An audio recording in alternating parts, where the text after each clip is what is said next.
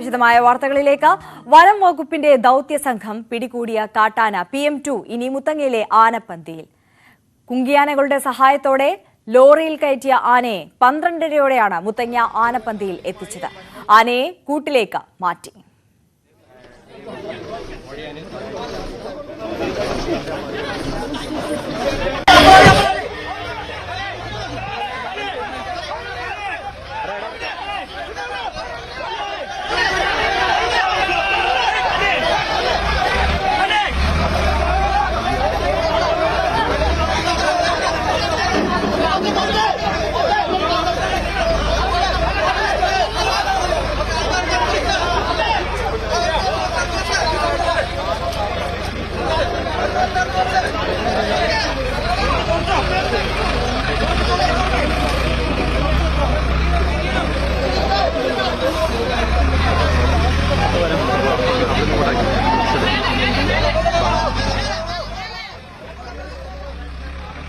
സുൽത്താൻ ബത്തേരി നഗരത്തിൽ ഭീതി പടർത്തിയ PM2വിനെ ഇന്ന് രാവിലെ 9 മണിയോടെ മുണ്ടകൊല്ലി വനമേഖലയിൽ വെച്ചാണ് മയക്കുവെടി വെച്ചത്.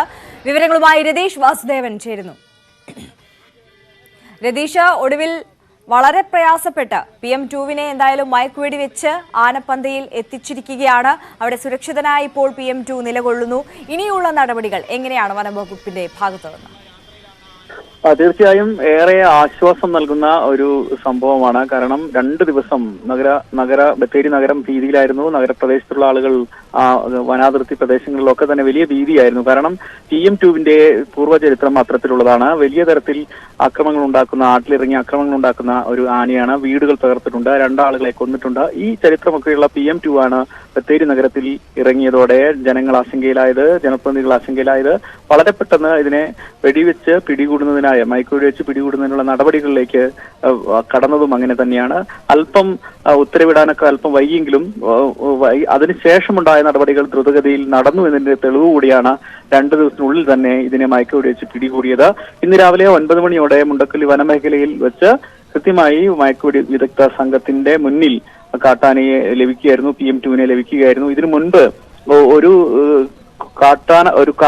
കാട്ടുകൊമ്പന്റെ സമാന്തരമായിരുന്നു PM2 സഞ്ചരിച്ചിരുന്നത്. അതുപോലെ തന്നെ ചതുപ്പ് പ്രദേശങ്ങളിലായിരുന്നു. അതാണ് കഴിഞ്ഞ ദിവസം ഇതിനെ മയക്കുവെടി വയ്ക്കാൻ സാധിക്കാതിരുന്നത്.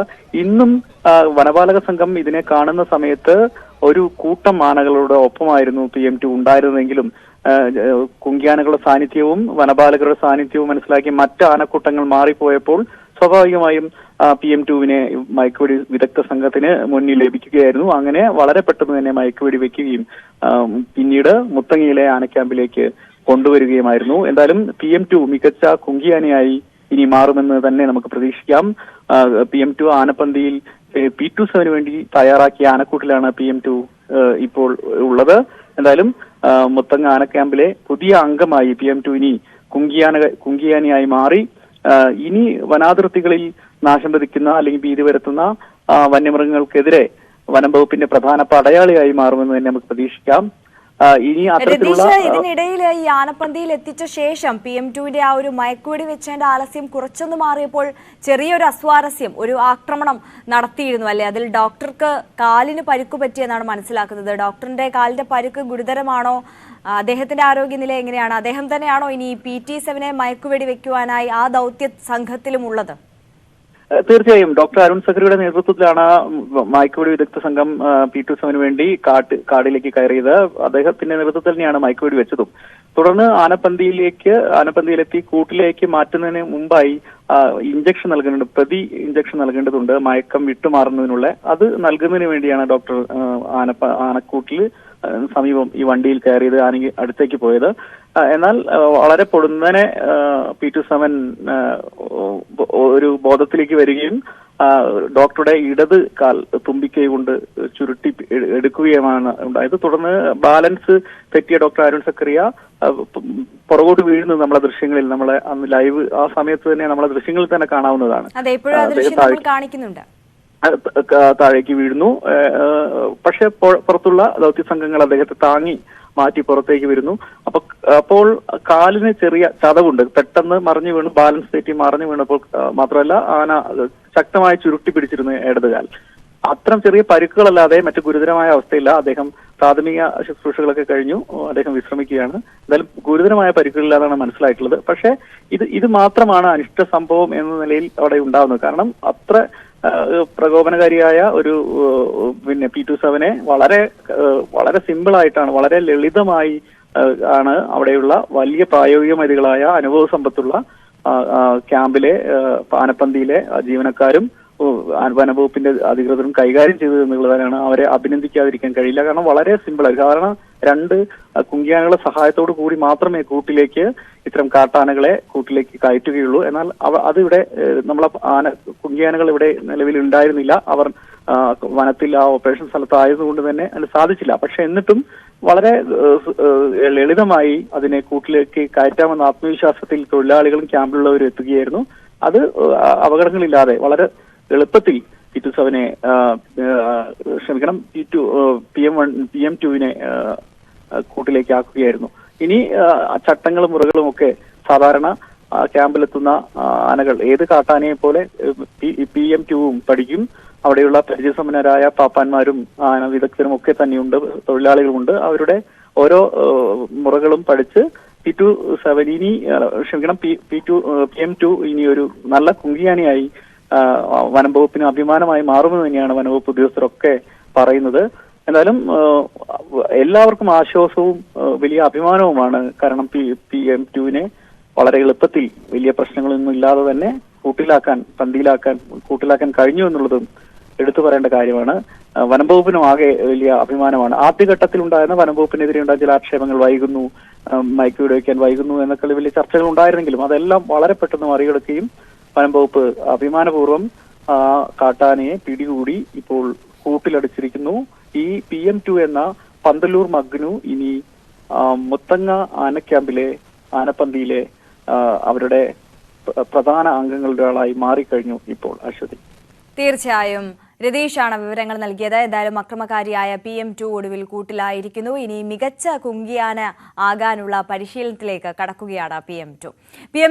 പിടികൂടിയ ദൗത്യ സംഘത്തെ അഭിനന്ദിച്ച മന്ത്രി AK ശശീന്ദ്രൻ ദൗത്യ സംഘവുമായി സഹകരിച്ച നാട്ടുകാർക്കും വനമന്ത്രി നന്ദി അറിയിച്ചു. PM2 വെടിവെക്കാൻ ഉത്തരവിടുന്നതിന് ചെറിയ കാലതാമസമുണ്ടായി. പാലക്കാട് ധോണിയിലെ കാട്ടാന ഭീതിക്ക് ഉടൻ പരിഹാരമുണ്ടാകുമെന്നും മന്ത്രി ന്യൂസ് 18നോട് പ്രതികരിച്ചു. 6-ാം തീയതി മുതൽ 7-ാം തീയതി ആകുമ്പോഴേക്കും, കാരണം മറ്റ്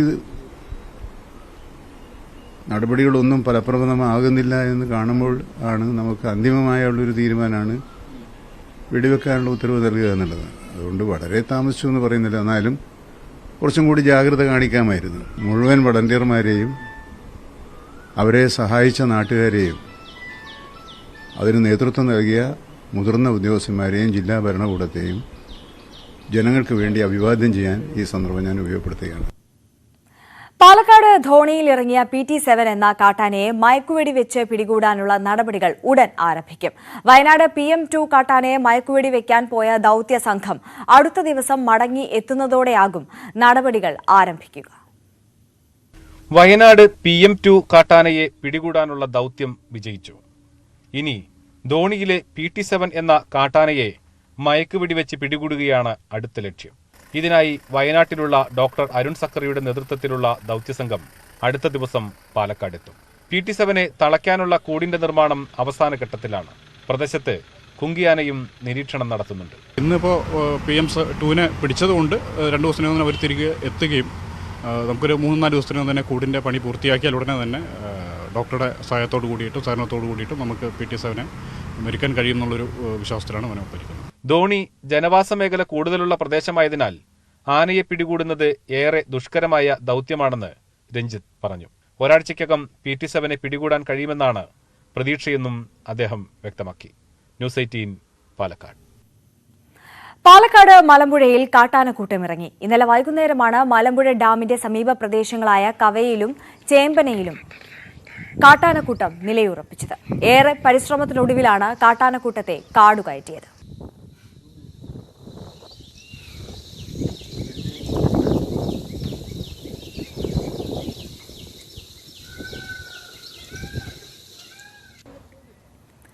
അതേസമയം തമിഴ്നാട് കുനൂരിൽ കാട്ടാനക്കൂട്ടം തമ്പടിച്ചതിന്റെ ദൃശ്യങ്ങളും പുറത്തുവന്നു.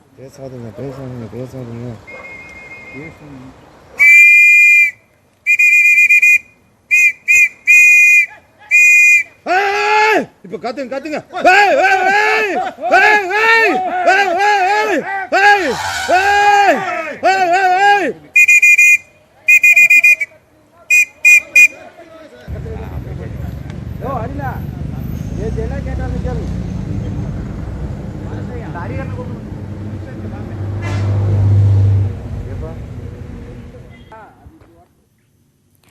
നിരവധി ക്രിമിനൽ കേസുകളിൽ പ്രതിയായ ഇൻസ്പെക്ടർ PR സുനുവിനെ സർവീസിൽ നിന്ന് പിരിച്ചുവിട്ടു. VV വിനോദ ചേരുന്നുണ്ട് വിശദാംശങ്ങളുമായി. വിനോദ്, ഒടുവിൽ എന്തായാലും PR സുനുവിനെതിരെ നടപടി ഉണ്ടായിരിക്കുകയാണ്. എന്തൊക്കെയാണ് നടപടിയുടെ വിശദാംശങ്ങൾ? സംസ്ഥാന പോലീസിന്റെ ചരിത്രത്തിൽ ആദ്യമായാണ് ഇങ്ങനെ തുടർച്ചയായി ക്രിമിനൽ കേസുകളിൽ പ്രതിയാകുന്നതിന്റെ പേരിൽ ഒരു ഉദ്യോഗസ്ഥനെ പിരിച്ചുവിടുന്നത്. അത് പോലീസ് ആക്ട് ചട്ടം 86 ഇത് പ്രകാരമാണ് നടപടി. ഇത് ആദ്യമായാണ് സംസ്ഥാനത്ത് ഈ ഒരു നിയമപ്രകാരം ഒരു ഉദ്യോഗസ്ഥനെതിരെ നടപടിയെടുക്കുന്നത്. നേരത്തെ കൂട്ടബലാത്സംഗം ഉൾപ്പെടെയുള്ള കേസുകളിൽ സുനു പ്രതിയായിരുന്നു. നേരത്തെ മറ്റ് കേസുകൾ, അതായത് മാഫിയ ബന്ധങ്ങൾ, അതിൽ തന്നെ മണൽ മാഫിയ, കോറി മാഫിയ, സ്വർണ്ണക്കടത്ത് സംഘങ്ങൾ, മറ്റ് ക്രിമിനൽ കേസുകൾ തുടങ്ങി ഒട്ടനവധി കേസുകളിൽ സുനു ഉൾപ്പെട്ട സാഹചര്യം ഉണ്ടായിരുന്നു. ഇതിന്റെ അന്വേഷണങ്ങൾ പല ഘട്ടങ്ങളിലായി നടക്കുകയും ചെയ്തു. ഏറ്റവും ഒടുവിൽ ഈ കൂട്ടബലാത്സംഗത്തിൽ സുനുവിന് ക്ലീൻ ചിറ്റ് അന്വേഷണ സംഘം നൽകി. എങ്കിൽ കൂടിയും കർശനമായ നടപടിയാണ് ആഭ്യന്തര വകുപ്പ് നൽകിയത്. തുടർച്ചയായി ക്രിമിനൽ കേസുകളിൽ ഉൾപ്പെടുന്ന ഉദ്യോഗസ്ഥനെ സർവീസിൽ തുടരാൻ അനുവദിക്കേണ്ടെന്ന തീരുമാനം ആഭ്യന്തര വകുപ്പ് കൈക്കൊള്ളുകയും ഇതിപ്പോൾ DGP ഉത്തരവായി ഇറക്കുകയും ചെയ്തിട്ടുണ്ട്. സർവീസിൽ നിന്ന് പുറത്താക്കിക്കൊണ്ടുള്ളതാണ് നടപടി. നേരിട്ട് ഹാജരായി വിശദീകരണം നൽകണമെന്ന് സുനുവിനോട് ആവശ്യപ്പെട്ടിരുന്നെങ്കിലും ചികിത്സയിലാണ് എന്ന മറുപടിയാണ് ലഭിച്ചത്. തുടർന്ന് ഓൺലൈനിലൂടെ വിശദീകരണം നൽകാൻ പോലീസ് ആസ്ഥാനം ആവശ്യപ്പെടുകയും സുനു ആ തരത്തിൽ ഓൺലൈൻ വഴി വിശദീകരണം നൽകുകയും ചെയ്തു. ഇതിനുശേഷമാണ് മറുപടി തൃപ്തികരമല്ലാത്തതിനാൽ പിരിച്ചുവിട്ടുള്ള പോലീസിന്റെ നടപടി. ശരി വിനോദ്, നിരവധി ക്രിമിനൽ കേസുകളിൽ പ്രതിയായ ഇൻസ്പെക്ടർ PR സുനുവിനെ സർവീസിൽ നിന്ന് പിരിച്ചുവിട്ടുകൊണ്ട് DGP ഉത്തരവിറക്കിയിരിക്കുകയാണ്. VV വിനോദാണ് വിശദാംശങ്ങൾ നൽകിയത്. KSRTCക്ക് ആശ്വാസം. KSRTC ബസ്സുകളിൽ പരസ്യം നിരോധിച്ച ഹൈക്കോടതി ഉത്തരവ് സുപ്രീംകോടതി സ്റ്റേ ചെയ്തു. KSRTC നൽകിയ സ്കീം സംബന്ധിച്ച് കോടതി സർക്കാരിന്റെ നിലപാട് തേടി. കാസർഗോഡ് ബേനൂരിലെ അഞ്ജുശ്രീയുടെ മരണം ആത്മഹത്യയെന്ന പ്രാഥമിക നിഗമനം. മൊബൈൽ ഫോൺ വിവരങ്ങളും ആത്മഹത്യാക്കുറിപ്പും പോലീസ് കണ്ടെടുത്തു. അതേസമയം മരണത്തിലെ ദുരൂഹത അകറ്റണമെന്നാവശ്യപ്പെട്ട് കുടുംബം രംഗത്ത് വന്നു. കാസർകോട്ടെ ഹോട്ടലിൽ നിന്നും ഭക്ഷണം കഴിച്ചതിനെ തുടർന്നുണ്ടായ ആരോഗ്യ പ്രശ്നങ്ങളാണ് അഞ്ജുശ്രീയുടെ മരണത്തിന് കാരണമെന്ന് ചൂണ്ടിക്കാട്ടി ബന്ധുക്കൾ പോലീസിൽ പരാതി നൽകിയിരുന്നു. അസ്വാഭാവിക മരണത്തിന് കേസെടുത്ത് നടത്തിയ അന്വേഷണത്തിലാണ് മരണം ആത്മഹത്യയാണെന്ന് തിരിച്ചറിഞ്ഞത്. വീട്ടിൽ നടത്തിയ പരിശോധനയിൽ അഞ്ജുശ്രീയുടെ മൊബൈൽ ഫോണും ആത്മഹത്യാക്കുറിപ്പും പോലീസ് കണ്ടെത്തി. ആത്മഹത്യാക്കുറിപ്പിൽ മാനസിക സമ്മർദ്ദം മൂലം മരിക്കുന്നു എന്നാണ് കുറിച്ചിരിക്കുന്നത്. ഇതിൽ നിന്നാണ് ആത്മഹത്യ എന്ന നിഗമനത്തിലേക്ക് പോലീസ് എത്തിയത്. പ്രാഥമിക പോസ്റ്റ്മോർട്ടം റിപ്പോർട്ടിൽ വിഷബാധയേറ്റാണ് മരണം സംഭവിച്ചതെന്ന് കണ്ടെത്തിയിരുന്നു. രാസപരിശോധനാ ഫലം ലഭിച്ചതിനു ശേഷം മാത്രമേ പോലീസിന്റെ ഭാഗത്തു നിന്നുള്ള ഔദ്യോഗിക സ്ഥിരീകരണമുണ്ടാകൂ. പെൺകുട്ടിയുടെ ബന്ധുക്കളും മരണത്തിലെ ദുരൂഹത നീക്കണമെന്നാവശ്യപ്പെട്ട് രംഗത്ത് വന്നിട്ടുണ്ട്. പോലീസ് ഇതും കൂടി പരിഗണിക്കേണ്ടതാണ്. 2-ാം തീയതി മുതൽ ഈ കുട്ടി ചികിത്സയിലുമായിരുന്നു. പിന്നീട് എന്ത് സംഭവിച്ചെന്നുള്ള കാര്യങ്ങളൊക്കെ പരിശോധിക്കുന്ന പോലീസ് തന്നെയാണ്. പുറത്തുവന്ന വിവരങ്ങൾ ആരോഗ്യവകുപ്പിനും ഭക്ഷ്യസുരക്ഷാ വകുപ്പിനും ആശ്വാസം പകരുന്നതാണ്. KV Baiju, news 18, Kasaragod. കോട്ടയത്ത് അൽഫാം കഴിച്ച് യുവതി മരിച്ചത് ഭക്ഷ്യവിഷബാധ മൂലമെന്ന് സ്ഥിരീകരിച്ച ഫോറൻസിക് റിപ്പോർട്ട്. ഭക്ഷ്യവിഷബാധയാണ് അണുബാധയ്ക്ക് കാരണമായതെന്ന ലാബ് പരിശോധനാ ഫലം പോലീസിന് ലഭിച്ചു. ഇന്നലെ അറസ്റ്റിലായ മുഹമ്മദ് സിറാജുദ്ദീനെ കൂടാതെ ഉടമകൾ ഉൾപ്പെടെ 3 പ്രതികൾ കൂടി കേസിലുണ്ടാകും. ഒടുവിൽ രശ്മി രാജിന്റെ മരണത്തിന് കാരണമെന്തെന്ന് അന്തിമമായി സ്ഥിരീകരിക്കുകയാണ്. അൽഫാം കഴിച്ചതിൽ നിന്നുണ്ടായ ഭക്ഷ്യവിഷബാധയാണ് അണുബാധയ്ക്ക് കാരണമായത്. ഇത് ആന്തരാവയവങ്ങളുടെ പ്രവർത്തനത്തെ ബാധിച്ചു. മരണത്തിലേക്ക് നയിച്ചതിന് ഇതാണ് കാരണമെന്ന് ലാബ് റിപ്പോർട്ട് പറയുന്നു. ശാസ്ത്രീയ പരിശോധനാ ഫലം കൂടി ലഭിച്ചതോടെ കൂടുതൽ ശക്തമായ അന്വേഷണത്തിനൊരുങ്ങുകയാണ് പോലീസ്. ഹോട്ടലിലെ ചീഫ് കുക്കായ മുഹമ്മദ് സിറാജുദ്ദീനെ ഇന്നലെ കാടാമ്പുഴയിൽ നിന്ന് പോലീസ് അറസ്റ്റ് ചെയ്തിരുന്നു. ഇതുകൂടാതെ ഹോട്ടൽ ഉടമയായ കാസർഗോഡ് സ്വദേശി ലത്തീഫ്, മലപ്പുറം സ്വദേശികളായ നൌഷാദ്, റൈസ് എന്നിവരെ കൂടി ഉടൻ അറസ്റ്റ് ചെയ്യുമെന്ന് പോലീസ് വ്യക്തമാക്കി. ന്യൂസ് 18 കോട്ടയം. പാലക്കാട് നഗരസഭാ പരിധിയിൽ നടത്തിയ റെയ്ഡിൽ വിവിധ ഹോട്ടലുകളിൽ നിന്ന് പഴകിയ ഭക്ഷ്യവസ്തുക്കൾ പിടിച്ചെടുത്തു. Sultan of flowers, hotel grand, ATS grand Kera, choice catering എന്നിവിടങ്ങളിൽ നിന്നാണ് ഭക്ഷ്യവസ്തുക്കൾ പിടിച്ചെടുത്തത്. വാർത്തകൾ അവസാനിക്കുന്നില്ല. വാർത്തകൾ തടസ്സമില്ലാതെ ന്യൂസ് 18 യൂട്യൂബ് ചാനൽ.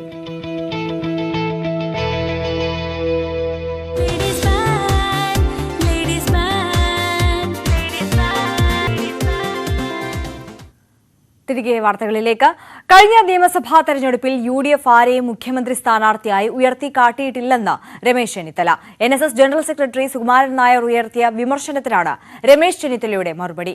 തന്നെ പ്രൊജക്ട് ചെയ്തതുകൊണ്ടാണ് UDF പരാജയപ്പെട്ടത് എന്ന ആരോപണത്തിന് അടിസ്ഥാനമില്ല. തന്റെ മതേതര നിലപാടിൽ ഒരിക്കലും വെള്ളം ചേർക്കില്ലെന്നും രമേശ് ചെന്നിത്തല പ്രതികരിച്ചു. എന്നെ സംബന്ധിച്ചിടത്തോളം ഞാൻ എന്നും ഒരു മതേതരവാദിയാണ്, മതേതര നിലപാടുള്ള ആളാണ്. എൻ്റെ വ്യക്തി ജീവിതത്തിലും എൻ്റെ രാഷ്ട്രീയ ജീവിതത്തിലും ഞാൻ ആ നിലപാടിൽ ഉറച്ചു നിന്നിട്ടുള്ളൂ. നാളെയും അത്രയേ ഉള്ളൂ. അതിനകത്തൊന്നും ഒരു വ്യത്യാസവുമില്ല. ആ മതേതര നിലപാടിലൊന്നും ഒരിക്കലും ഞാൻ വെള്ളം ചേർക്കുകയില്ല. NSSന്റെ പ്രതികരണത്തോട് അസഹിഷ്ണുതയില്ലെന്ന് VD സതീശൻ പ്രതികരിച്ചു. സർക്കാരിനെ വിമർശിക്കുന്നത് പോലെ പ്രതിപക്ഷത്തെയും വിമർശിക്കാമെന്നും സതീശൻ പറഞ്ഞു. നമ്മളൊക്കെ നേതൃത്വ തലത്തിലിരിക്കുന്ന ആളുകളാണ്. ഞാൻ എപ്പോഴും പറയാറുണ്ട്, ഗവൺമെന്റിനെ വിമർശിക്കുന്നത് പോലെ തന്നെ പ്രതിപക്ഷവും വിമർശിക്കപ്പെടും. തലനാരിഴകീറി ഗവൺമെന്റിന്റെ പ്രവർത്തനങ്ങളെ ഞങ്ങൾ വിലയിരുത്തുന്ന പോലെ പ്രതിപക്ഷത്തിന്റെ പ്രവർത്തനങ്ങളെയും ആളുകൾ വിലയിരുത്തും. അത് പല രീതിയിൽ ആളുകൾ വിമർശിക്കും. ആ വിമർശനത്തിനോടൊന്നും ഞങ്ങൾക്ക് ആർക്കും ഒരു അസഹിഷ്ണുതയില്ല. ഞങ്ങളെക്കുറിച്ച് ആർക്ക് വേണമെങ്കിലും ഏത് രീതിയിലും പറയാം. അത് ഗൗരവതരമായ കാര്യമാണ് മുന്നോട്ട് വയ്ക്കുന്നതെങ്കിൽ ഞങ്ങളത് പരിശോധിച്ച് ഞങ്ങളുടെ ഭാഗത്ത് തെറ്റുണ്ടെങ്കിൽ നമ്മൾ തിരുത്താൻ നോക്കും. കോട്ടയത്ത് ഇടതുമുന്നണിയിൽ പൊട്ടിത്തെറി. തദ്ദേശ സ്വയംഭരണ സ്ഥാപനങ്ങളിൽ കേരള കോൺഗ്രസ് M മുന്നണി മര്യാദ പാലിക്കുന്നില്ലെന്ന് തുറന്നടിച്ച് CPI ജില്ലാ സെക്രട്ടറി രംഗത്ത് വന്നു. അതേസമയം പാറത്തോടക്കമുള്ള പഞ്ചായത്തുകളിൽ നാളെ രാജിവെക്കുമെന്ന് കേരള കോൺഗ്രസ് അറിയിച്ചു. ധാരണ പ്രകാരം ഡിസംബർ 30-നായിരുന്നു തദ്ദേശ സ്വയംഭരണ സ്ഥാപനങ്ങളിലെ സ്ഥാനങ്ങൾ പാർട്ടികൾ രാജിവെക്കേണ്ടിയിരുന്നത്. CPM-ഉം CPI-യും ധാരണകൾ പാലിച്ചു. പക്ഷേ കേരള കോൺഗ്രസ് M ഇതിന് തയ്യാറായില്ല. പാറത്തോട് പഞ്ചായത്ത് പ്രസിഡന്റ് സ്ഥാനവും Kanjirappally block panchayat vice president സ്ഥാനവും രാജിവെക്കാത്ത കേരള കോൺഗ്രസ് നടപടിയാണ് CPI ചോദ്യം ചെയ്യുന്നത്. ഒരു കാരണവശാലും ഇത് അംഗീകരിക്കാനാകില്ലെന്ന് CPI പറയുന്നു. 5-ാം തീയതി യോഗത്തിൽ വന്ന് ഇന്ന് തന്നെ രാജിവെക്കുമെന്ന് അന്നും പറഞ്ഞു. പക്ഷേ കേരള കോൺഗ്രസിൻ്റെ പഞ്ചായത്ത് പ്രസിഡന്റും വൈസ് പ്രസിഡന്റും രാജിവെക്കാൻ തയ്യാറായില്ല എന്ന് മാത്രമല്ല, വീണ്ടും കൂടിയ യോഗത്തിൽ കേരള കോൺഗ്രസ് നേതാക്കന്മാർ നമ്മളോട് പറയുന്നത്, നിങ്ങളുടേതുപോലൊരു കേഡർ പാർട്ടിയാണോ ഞങ്ങളുടേത്, അതുകൊണ്ട് രാജിവെക്കുന്നതിന് ചില അസൗകര്യങ്ങളൊക്കെ അവർ പറയുന്നു എന്നാണ് പറയുന്നത്. അതേസമയം ഇരു സ്ഥാനങ്ങളും നാളെ രാജിവെക്കുമെന്നാണ് കേരള കോൺഗ്രസ് വ്യക്തമാക്കുന്നത്. കൂടുതൽ പ്രതികരണങ്ങൾക്കില്ല. നേരത്തെ ഡിസംബർ 30-നും ജനുവരി 2-നും ജനുവരി 5-നും രാജിവെക്കുമെന്ന് കേരള കോൺഗ്രസ് അറിയിച്ചിരുന്നതായി CPI ചൂണ്ടിക്കാട്ടുന്നു. ന്യൂസ് 18 കോട്ടയം. വന്യജീവി സങ്കേതങ്ങൾക്കും ദേശീയ സംരക്ഷിത ഉദ്യാനങ്ങൾക്കും ചുറ്റും 1 കിലോമീറ്റർ ബഫർ സോൺ നിർബന്ധമാക്കിയ ഉത്തരവിൽ ഇളവ് തേടി കേരളം സുപ്രീം കോടതിയിൽ. 23 സംരക്ഷിത മേഖലകൾക്ക് ഇളവ് തേടിയാണ് കേരളം സുപ്രീം കോടതിയെ സമീപിച്ചത്. വിധി ജനങ്ങളിൽ അരക്ഷിതാവസ്ഥ ഉണ്ടാക്കിയെന്ന് അപേക്ഷയിൽ കേരളം വ്യക്തമാക്കുന്നു. സുപ്രീം കോടതി വിധി വരുന്നതിന് മുമ്പ് തന്നെ നിരവധി ചെറുകിട ഇടത്തരം നഗരങ്ങൾ ബഫർ സോൺ മേഖലയിൽ ഉണ്ടായിട്ടുണ്ട്. ഈ മേഖലകളിലുള്ളവരെ പുനരധിവസിപ്പിക്കുക പ്രായോഗികമല്ലെന്നും കേരളം വ്യക്തമാക്കിയിട്ടുണ്ട്.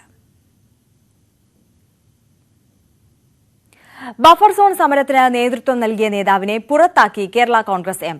പമ്പാവാലി സമരത്തിന് നേതൃത്വം നൽകിയ കേരള കോൺഗ്രസ് M മണ്ഡലം കമ്മിറ്റി അംഗം PJ സെബാസ്റ്റ്യനെയാണ് അച്ചടക്ക വിരുദ്ധ പ്രവർത്തനം ആരോപിച്ച് പുറത്താക്കിയത്.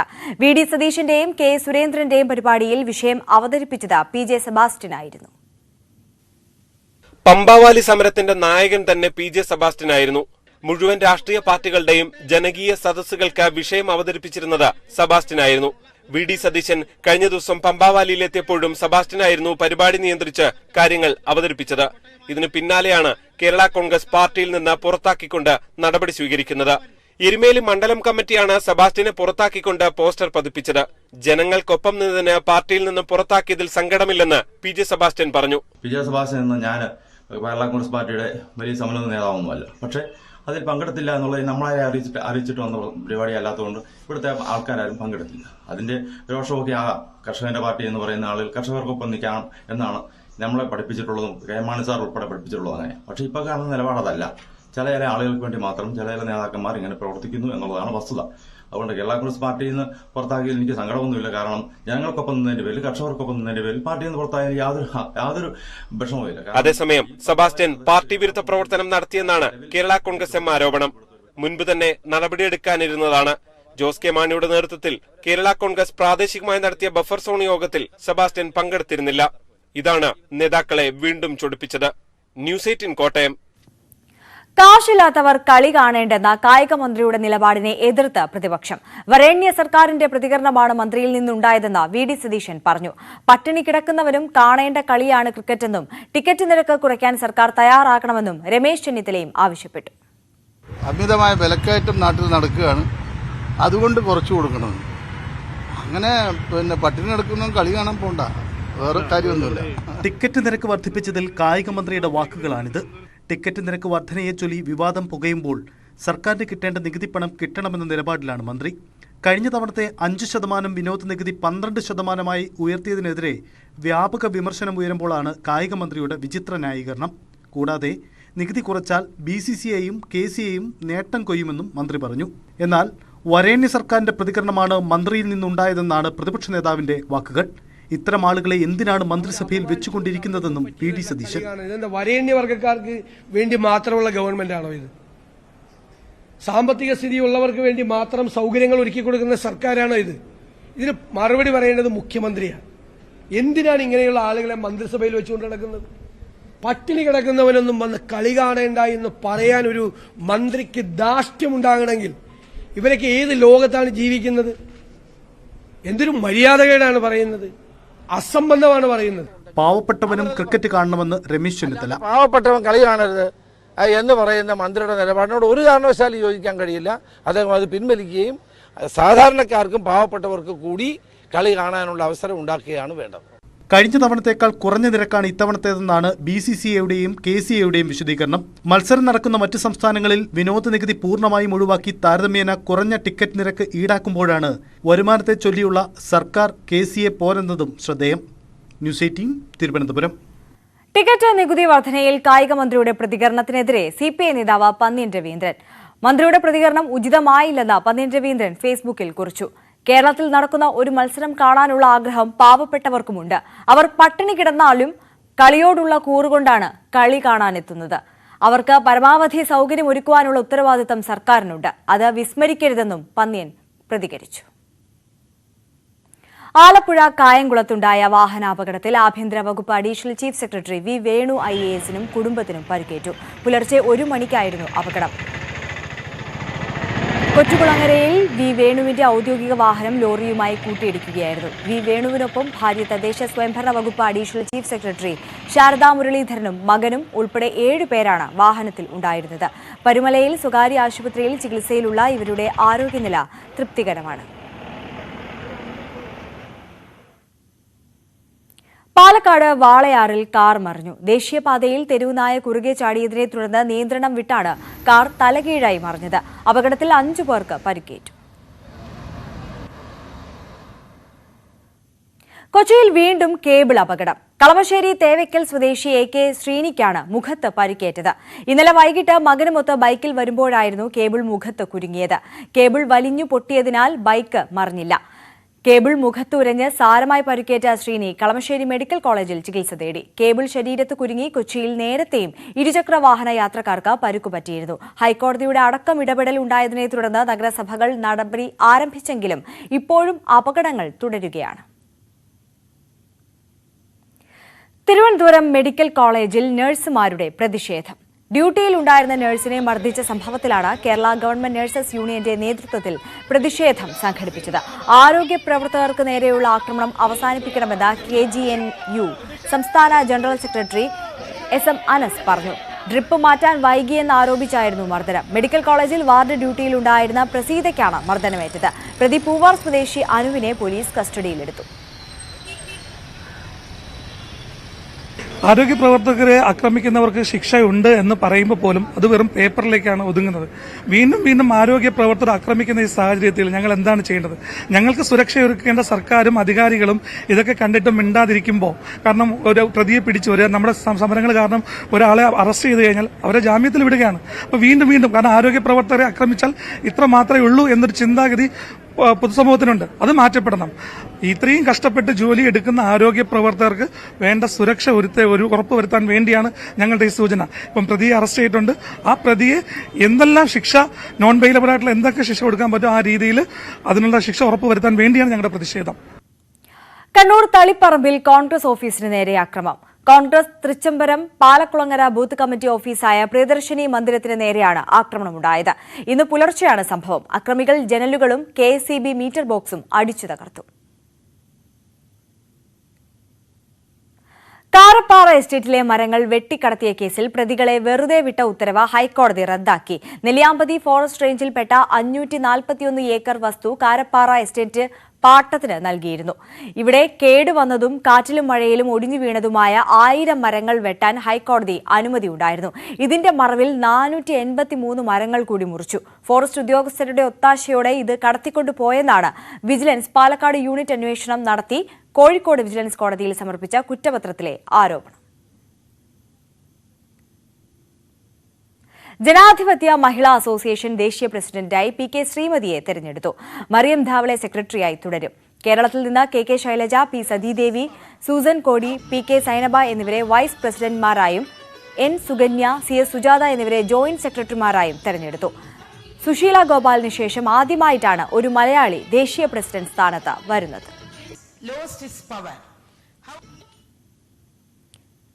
വലിയ ഉത്തരവാദിത്തമാണെന്നും സന്തോഷമുണ്ടെന്നും PK ശ്രീമതി ന്യൂസ് 18നോട് പ്രതികരിച്ചു.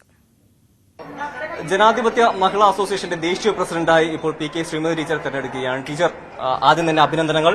വലിയൊരു ചുമതലയാണ് ടീച്ചറിനുള്ളത്. എങ്ങനെയാണ് ഈ ഒരു ചുമതല ഇനി നോക്കിക്കാണുന്നത്? ആ ചോദ്യം വളരെ അർത്ഥവത്താണ്. പ്രത്യേകിച്ച് ഡൽഹി കേന്ദ്രമാക്കി പ്രവർത്തിക്കുന്ന തലസ്ഥാന നഗരിയിൽ ആണ് ഞങ്ങളുടെ ഓഫീസും സംവിധാനവും.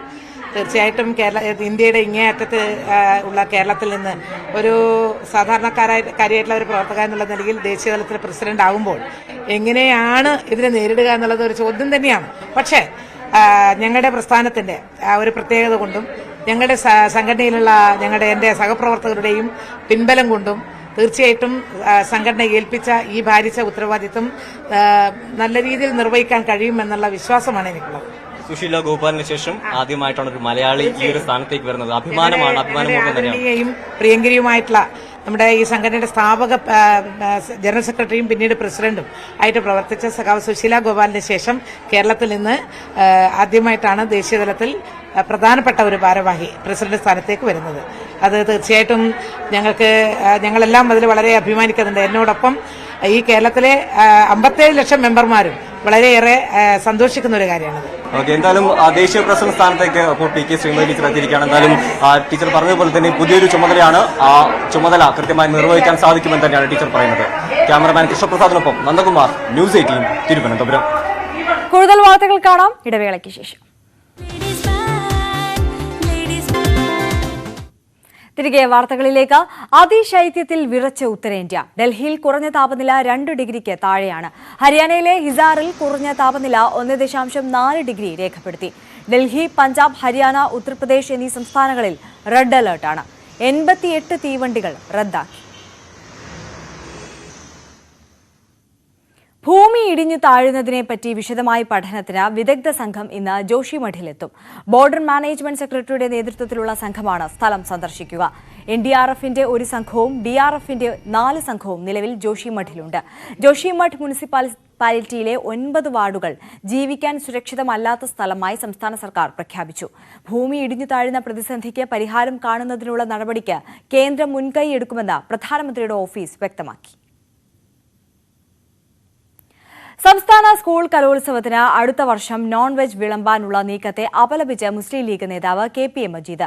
ഭക്ഷണവുമായി ബന്ധപ്പെട്ട് ഉയർന്നുവന്ന വിവാദം നിർഭാഗ്യകരമാണെന്നും ഭക്ഷണത്തിൽ വിഭാഗീയത ഉണ്ടാക്കിയതിന്റെ മുഴുവൻ ഉത്തരവാദിത്വവും വിദ്യാഭ്യാസ മന്ത്രിക്കും സർക്കാരിനുമാണെന്നും മജീദ് കുറ്റപ്പെടുത്തി. കലോത്സവത്തിൽ സസ്യേതര വിഭവങ്ങളും വേണമെന്ന ആവശ്യം ആദ്യം ഉയർന്നത് ഇടത് കേന്ദ്രങ്ങളിൽ നിന്നാണ്.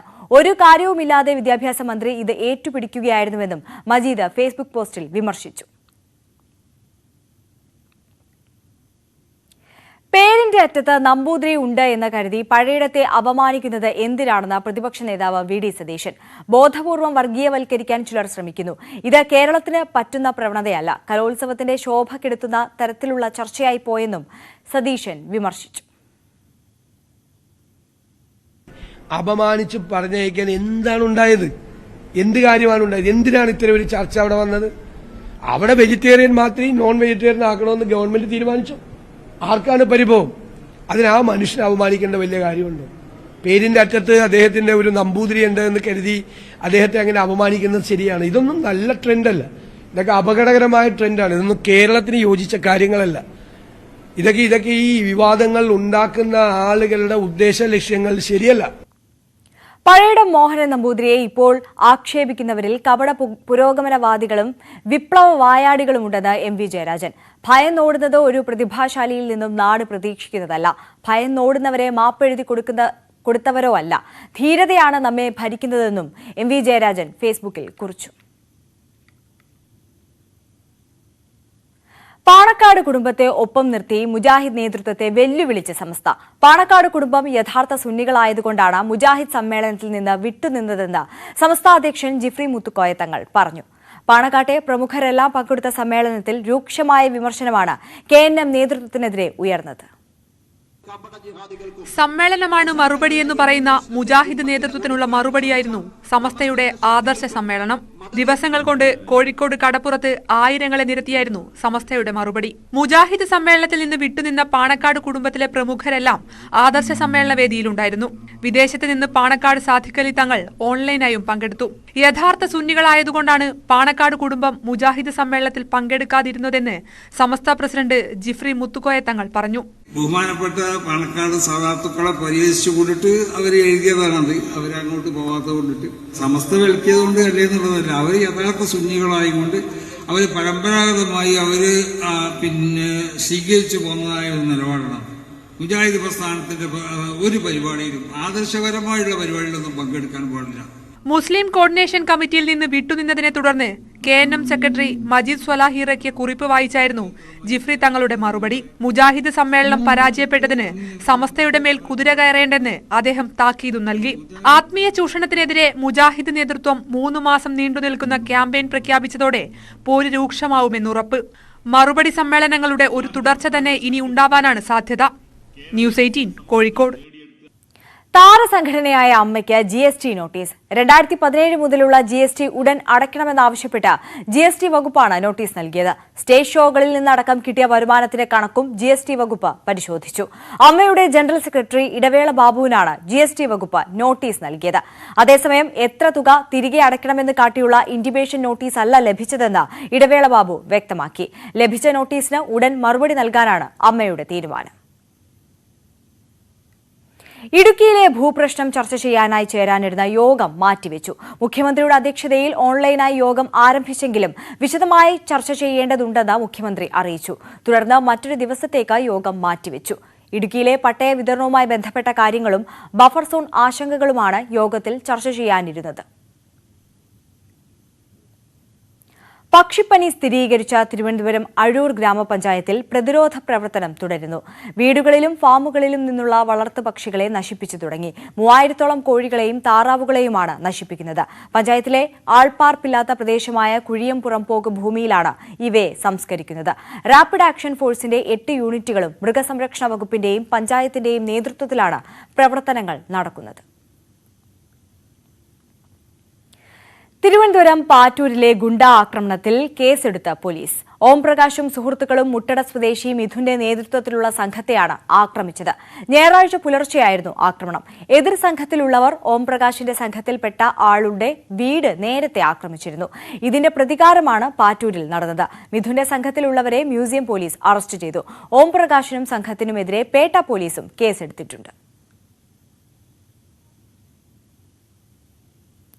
വിവാഹമോചനവുമായി ബന്ധപ്പെട്ട നടപടികൾക്ക് ഒറ്റപ്പാലം കുടുംബ കോടതിയിലെത്തിയ യുവതിക്ക് വെട്ടേറ്റു. മനുശ്ശേരി സ്വദേശിനി സുബിതയ്ക്കാണ് വെട്ടേറ്റത്. ഇവരുടെ ജീവിത പങ്കാളിയായിരുന്ന രഞ്ജിത്തിനെ പോലീസ് അറസ്റ്റ് ചെയ്തു. കൈകളിൽ ഗുരുതരമായി പരിക്കേറ്റ യുവതിയെ താലൂക്ക് ആശുപത്രിയിൽ എത്തിച്ച് പ്രാഥമിക ചികിത്സ നൽകിയ ശേഷം തൃശൂർ മെഡിക്കൽ കോളേജിലേക്ക് കൊണ്ടുപോയി. 11ഓടെ കോടതിക്ക് സമീപമായിരുന്നു ആക്രമണം. സുബിതയും രഞ്ജിത്തും പരസ്പര ധാരണയോടെ വേർപിരിയാൻ തീരുമാനിച്ചിരുന്നു. എന്നാൽ വിവാഹമോചന നടപടികൾ പൂർത്തിയായിരുന്നില്ല. ഇതിനിടെ സുബിത മറ്റൊരു സുഹൃത്തിനൊപ്പം പോയതിന്റെ വൈരാഗ്യമാണ് ആക്രമണത്തിന് കാരണമെന്ന് പോലീസ് പറഞ്ഞു. കൊച്ചി മോഡൽ പീഡന കേസിൽ പ്രതി ഡിംപിൾ ലാബയ്ക്ക് ജാമ്യം. കർശന വ്യവസ്ഥകളോടെയാണ് ജാമ്യം അനുവദിച്ചത്. അന്വേഷണ സംഘം അന്തിമ കുറ്റപത്രം സമർപ്പിക്കും വരെ ജില്ല വിട്ട് പുറത്തു പോകരുത്. വിചാരണ പൂർത്തിയാകും വരെ കേരളം വിട്ട് പുറത്തു പോകരുത്. ജസ്റ്റിസ് ബെച്ചു കുര്യന്റെ ബെഞ്ചാണ് ജാമ്യം അനുവദിച്ചത്. കേരള നിയമസഭാ അന്താരാഷ്ട്ര പുസ്തകോത്സവത്തിൽ ചെറുകഥാകൃത്ത് ടി പത്മനാഭനെ ആദരിച്ചു. 1 ലക്ഷം രൂപയും ഫലകവും നൽകിയാണ് ആദരം. നിയമസഭാ സാമാജികർക്ക് നവീകരണം ഉണ്ടാകാൻ പുസ്തകോത്സവം പോലുള്ളവയ്ക്ക് കഴിയും. സാമാജികർക്ക് സ്വയം നവീകരിക്കാൻ പുസ്തകോത്സവം സഹായകമാകുമെന്നും പങ്കെടുക്കാൻ കഴിഞ്ഞതിൽ സന്തോഷമുണ്ടെന്നും മുഖ്യമന്ത്രി പറഞ്ഞു. KSEBയും മാസം തോറും വൈദ്യുതി നിരക്ക് വർദ്ധിപ്പിക്കുമോ എന്നതിൽ അടക്കം തീരുമാനമെടുക്കാൻ വൈദ്യുതി മന്ത്രിയുടെ നേതൃത്വത്തിൽ നാളെ ഉന്നതതല യോഗം ചേരും. വൈദ്യുതി വിതരണ കമ്പനികൾക്ക് ഇന്ധന സർചാർജ് മാസം തോറും ഈടാക്കാൻ കേന്ദ്ര സർക്കാർ അംഗീകാരം നൽകിയിരുന്നു. ഇന്ധന സർചാർജ് ഇപ്പോൾ 3 മാസത്തിലൊരിക്കലാണ് കണക്കാക്കുന്നത്. എത്ര തുക ഈടാക്കാമെന്ന് തീരുമാനിക്കുന്നത് സംസ്ഥാനങ്ങളിലെ വൈദ്യുതി റെഗുലേറ്ററി കമ്മീഷനുകളാണ്. വൈദ്യുതി ഉൽപ്പാദിപ്പിക്കാൻ ആവശ്യമായ ഇന്ധനത്തിന്റെ വിലയിലുണ്ടാകുന്ന വർധന സർചാർജായി വൈദ്യുതി നിരക്കിൽ ഉൾപ്പെടുത്തി എല്ലാ മാസവും ഈടാക്കാമെന്നാണ് കേന്ദ്ര വൈദ്യുതി ഭേദഗതി. കേരളത്തിൽ കഴിഞ്ഞ കുറേ കാലമായി സർചാർജ് ഈടാക്കുന്നതിൽ കമ്മീഷൻ തീരുമാനമെടുത്തിട്ടില്ല. വൈദ്യുതി ഭേദഗതിയിലൂടെ കമ്മീഷന്റെ മുൻകൂർ അനുമതിയില്ലാതെ തന്നെ സർചാർജ് ഈടാക്കാം. വൈദ്യുതി വാങ്ങുമ്പോഴുണ്ടാകുന്ന അധിക ചിലവുകളും ഉപഭോക്താക്കളിൽ നിന്ന് മാസം തോറും ഈടാക്കാനുള്ള അധികാരവും വിതരണ കമ്പനികൾക്ക് ചട്ടപ്രകാരം ലഭിച്ചു. ചൊവ്വാഴ്ചത്തെ ഔദ്യോഗിക തല ചർച്ചകൾക്ക് ശേഷം സംസ്ഥാനം ഇക്കാര്യത്തിൽ തുടർ നടപടികൾ സ്വീകരിക്കും. ന്യൂസ് 18 തിരുവനന്തപുരം. ഒരിടവേള കൂടി. തിരികെ വാർത്തകളിലേക്ക്. ബ്രസീലിൽ പാർലമെന്റും സുപ്രീം കോടതിയും ഉൾപ്പെടെ ആക്രമിച്ച മുൻ പ്രസിഡന്റ് ബോൾസനാരോയുടെ അനുകൂലികൾ. 3000-ലേറെ വരുന്ന സംഘം പ്രസിഡന്റിന്റെ കൊട്ടാരവും ആക്രമിച്ചു. പ്രതിഷേധക്കാരെ നേരിടാൻ സൈന്യത്തെ വിന്യസിച്ചു.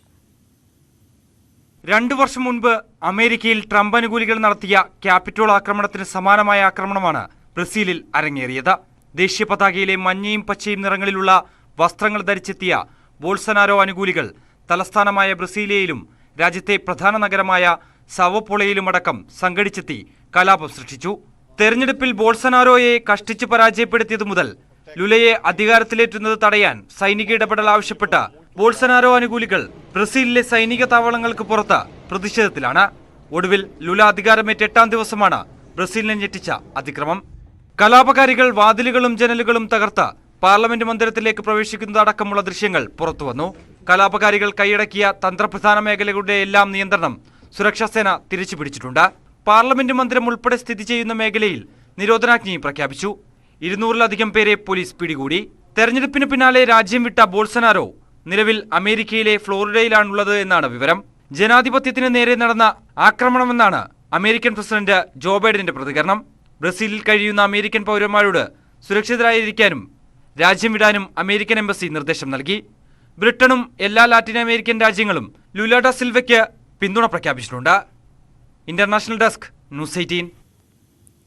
ചങ്ങനാശ്ശേരി ഇടിമണ്ണിക്കൽ ഗോൾഡ് ആൻഡ് ഡയമണ്ട്സിന്റെ ഗ്രാൻഡ് വെഡിംഗ് ഫ്ലോർ സുപ്രസിദ്ധ സിനിമാ താരം ടൊവിനോ തോമസ് ഉദ്ഘാടനം ചെയ്തു. 5000 സ്ക്വയർ ഫീറ്റിലാണ് പുതിയ ഷോറൂം. ഉദ്ഘാടനത്തോടനുബന്ധിച്ച് 50 ദിവസം നീണ്ടു നിൽക്കുന്ന ഓഫറുകളും പ്രഖ്യാപിച്ചിട്ടുണ്ട്. സ്വർണ്ണാഭരണങ്ങൾക്ക് പണിക്കൂലിയിൽ 50% ഡിസ്കൗണ്ട്, ഡയമണ്ടിന് ക്യാരറ്റിന് 15000 രൂപ കിഴിവ് എന്നീ വമ്പൻ ഓഫറുകളാണ് പ്രഖ്യാപിച്ചിട്ടുള്ളതെന്ന് managing partner Sunny Thomas Edimannickal അറിയിച്ചു. ഉദ്ഘാടന ചടങ്ങിൽ ജോബ് മൈക്കിൾ MLA അധ്യക്ഷനായിരുന്നു. വിവാഹ സ്വർണ്ണാഭരണങ്ങൾക്ക് മാത്രമായിട്ടുള്ള ഒരു ഗ്രാൻഡ് വെഡിംഗ് ഫ്ലോറാണ് ഇന്ന് ചങ്ങനാശ്ശേരിക്ക് വേണ്ടി സമർപ്പിക്കുന്നത്. നമുക്ക് ഇന്ത്യയുടെ നാനാഭാഗത്തു നിന്നുള്ള ഏറ്റവും എക്സ്ക്ലൂസീവായിട്ടുള്ള വെഡിംഗ് കളക്ഷനാണ് നമ്മൾ ഇവിടെ അറേഞ്ച് ചെയ്തിരിക്കുന്നത്. തീർച്ചയായിട്ടും അത് വിവാഹ ആവശ്യക്കാർക്ക് ഇതൊരു പുതിയ അനുഭവം കൊടുക്കുക. പശ്ചിമഘട്ടത്തിന്റെ തെക്കുനിന്നുള്ള പ്രഭാത ദൃശ്യങ്ങളാകാം ഇനി. പൊക്കം കുറഞ്ഞ മലനിരകൾ അതിരിടുന്ന തിരുവനന്തപുരം നെയ്യാർ ഡാമിന്റെ മനോഹര ദൃശ്യങ്ങൾ പകർത്തിയത് ക്യാമറാമാൻ ബിബിൻ മുരളിയാണ്. പ്രകൃതിയുടെ ആ വിസ്മയ കാഴ്ചകളോടെ ലേഡീസ് ബാൻഡ് പൂർണ്ണമാവുകയാണ്. നമസ്കാരം.